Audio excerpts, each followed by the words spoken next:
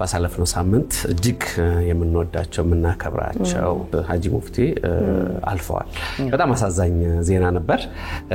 የሃይማኖት ልዩነት ሳይኖር በእውነት የሳቸውን አባትነት የሳቸውን ትልቅነት የሳቸውን መካሪነት የሳቸውን አንደበተ ርቱዕነት የሳቸውን እርቅን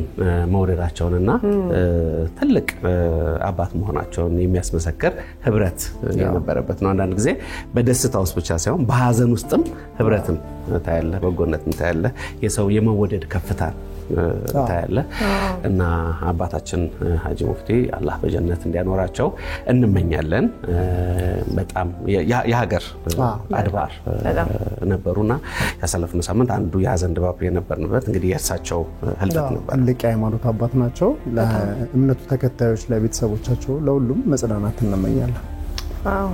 እኔም ማይቸው ነበር ቀብር ስነ ስርዓቱ ራሱ በጣም ኢሞሽናል ያደርጋል እና ነፍስ ይማር ብያለሁ